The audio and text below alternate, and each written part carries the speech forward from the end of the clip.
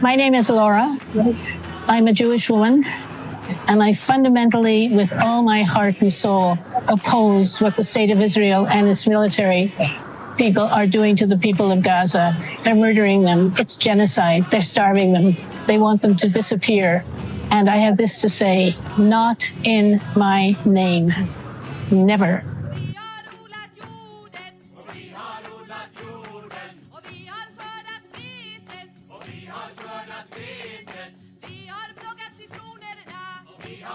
What brings you out here every Sunday?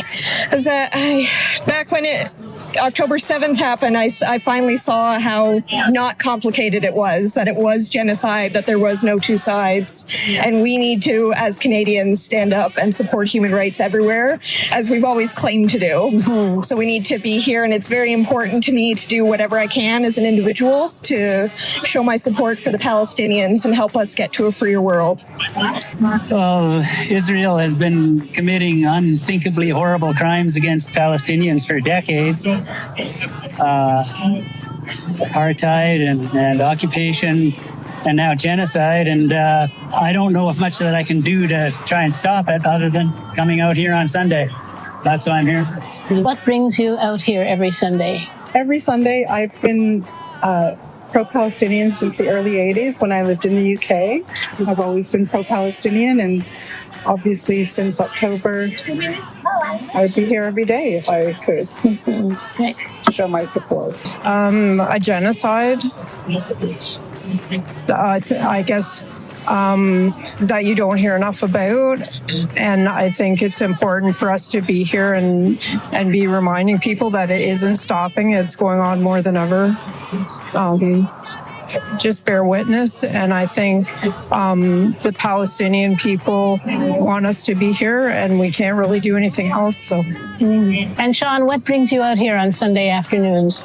I come out on Sunday afternoons because I'm concerned about Canadian complicity. I'm a citizen, I'm a taxpayer, and the actions of my government are something that I'm directly responsible for, and I need to let them know what I disagree with.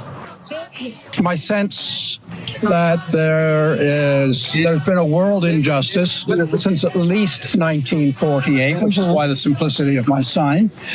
And I just want people to understand that this wasn't something that started last October. Since 1948, the Palestinians have been squeezed and squeezed and squeezed. And when you squeeze something long enough, pressure builds up, there's an explosion. Basic physics, basic human nature. That's why I come with my simple little sign, just to ask people to at least understand where the roots of the problem begin. Angry and frustrated with all the images that I'm seeing coming out of Gaza. It's been going on for so long, and it just every year it seems to get worse, and we've just hit this crisis now. You just can't stand around and do nothing. It's just something I can do. I want to help out. What brings you out here every Sunday? Oh, that's because I'm a human being. It is not possible for me to see something that's happening to other human being and just stay quiet. It just does not accept it by my conscience. I have to do something. This is the least I can do. Let's see. Injustice, for starters. Inactivity for said injustice across all political spectrum in this country and many, many others. Yes. Apartheid is apartheid. Genocide is genocide. What brings you out here on Sunday afternoon? I feel that, it's not our choice to not come, because everything that's happening in the world, we should, I don't know, we're part of it, something like that. Yes. I've been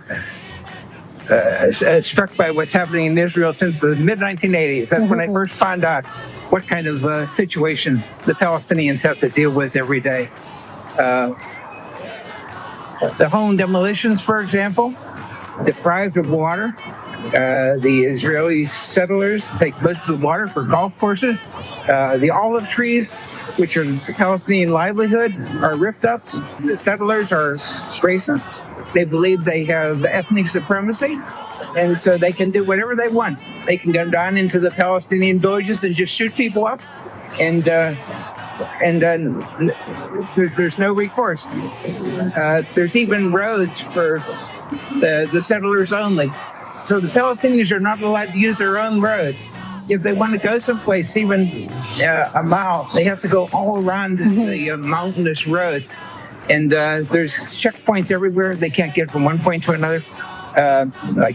So they can't see their family members. If their family members in Jerusalem and they're in Bethlehem, they can't go through the checkpoint. Even if they're sick, they can't get to the hospital. I cannot handle the killing, the children, the women, everybody from Gaza, from Palestine, and it's too much.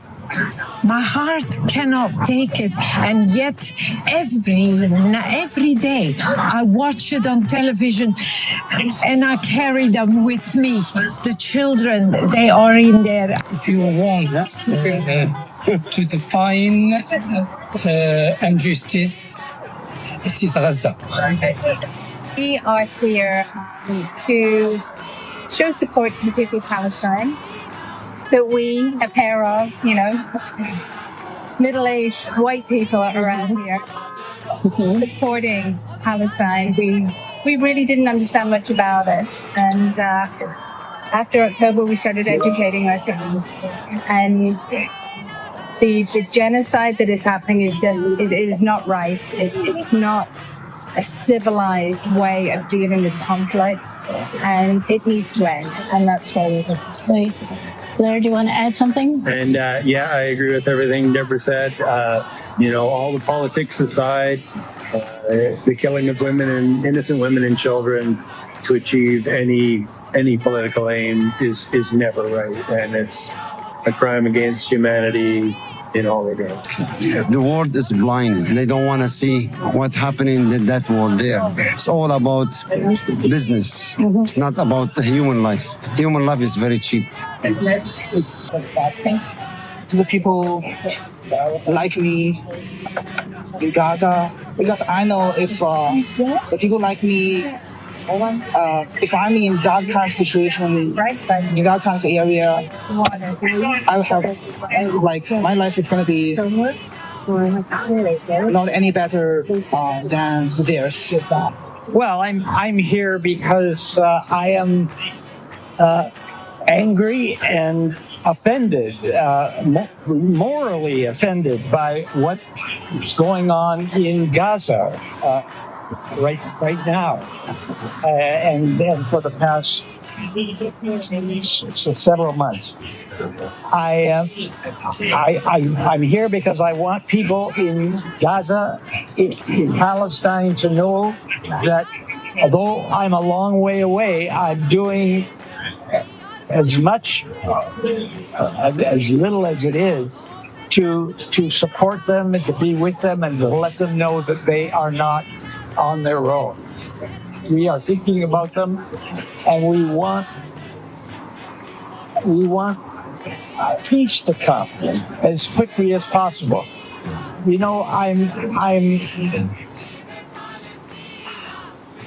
I'm not supporting one side or the other. I think both sides have reasonable expectations and hopes for their lives in Palestine and Israel.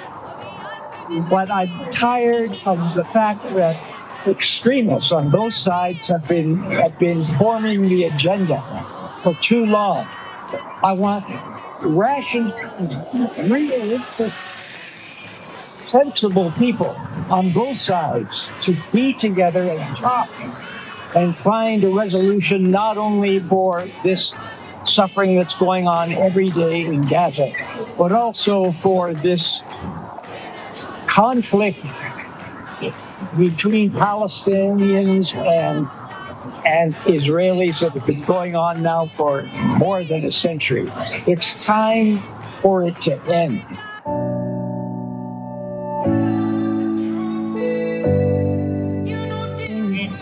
And if you had an opportunity to send your thoughts to the Palestinians in Gaza, what would you want them to know? I want them to know that I love them, that they inspire me with their steadfastness and their courage and their strength. I cry for their children. I cry for everyone who's getting shot all the time, bombed, and hang in there. I would apologize profusely for the complacency of the Canadian state and frankly the Canadian people to allow this to continue. This being foreign policy of Canada that enables Israeli apartheid, expenditure of Canadian money to supply materials and arms to the Israeli state, and an allowance of weapons transfers and weapons sales to Israel that go directly against international law. I would apologize to them for our failures to address this. And if you had something you would like to tell the Palestinians in Gaza, what would you say? Just keep strong, and one day, hopefully, there's going to be a ceasefire. I mean, I'm not religious, but I do pray for peace for sure. We see you. We see you. It may seem as though we don't see you, but we see you. And we are trying what we can do as individuals. We're out here. We're with our plaques and our voices. We're supporting the boycotts of products that fund genocide. We're doing all we can. There are more of us. We are growing in numbers. Please don't give up. Please stay strong. That we stand by them. And every of their lives matter. We'll just continue to do whatever we can to help support them. Well, my heart breaks for them, and I admire them endlessly, and I hope they can hang on. And I think they probably already know the people of the world are with them. The governments of the world, by and large, are against them. So. If you could say something to the people of Gaza, what would you like to say? No words for them. I don't find any words to tell them. We are sorry. I don't think there are words that could possibly explain or possibly that I could say to those people who are suffering daily bombings, who have seen, I think it's 40,000, 50,000 civilians killed. Yeah, it's a message of love when they need more than love. That's all I can say. And if you had the opportunity to send a message to the Palestinians in Gaza, what would you say? I would say that we love you. We care about you. I see you caring for your cats when there's bombs falling from the sky, and I see your humanity, even if others don't. Keep strong. Keep your faith strong, and something good will happen soon. Something will happen soon, and we pray with you, and we stand with you, and not just 100%, more than that. And if you had the opportunity to talk to somebody, other young people in Gaza, Palestinian young people in Gaza, what would you like them to know? Remember that we're always with you, and we're thinking about you, and we're praying for you.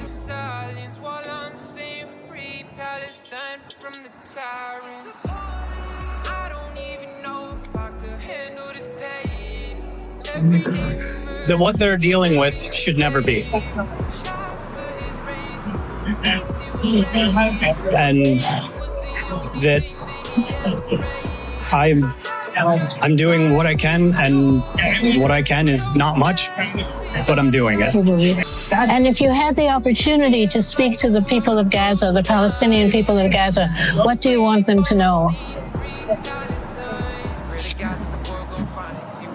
No, it's very hard, but they have a harsh life. But God with them. See, we are not with them, but God with them. You see, I wish I was there because this is the right way to stand up for people like that. You see, children suffering, everybody suffering. Like here, you have to be in their shoes. You have to find your way. I'm hurt that they don't get to live a life like that we do. They can't even walk down a street without having to worry getting bombed. They can't even be in their own home without being worried about being killed or getting bombed, unfortunately. So it hurts me. What I would say to others, only that, but that I'm there for them. All of us are there for them. We have to fight together in different area on the different war zone. Let's fight together. Let's win. And if you had the opportunity to talk to the people, Palestinian people in Gaza, what would you want them to know? Hello. I don't know what I'd say. It's just so horrifying, so shocking. I can't believe it. People are starving. I have such a comfortable life here. What can I say to people who have lost so many family members, whole families? What can I say? I don't know. Well, I hope they're safe. I hope their misery ends. I hope they become free citizen of the world just like everyone else.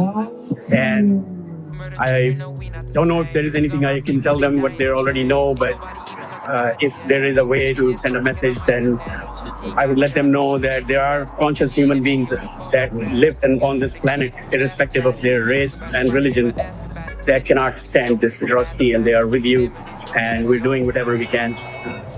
And we can do more if we could.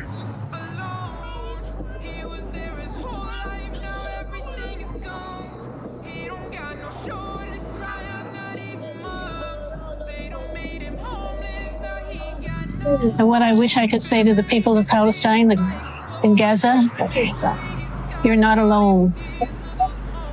Your suffering we can see it, we can feel it. We want to give you everything we can to bring a ceasefire and to bring peace to your lives.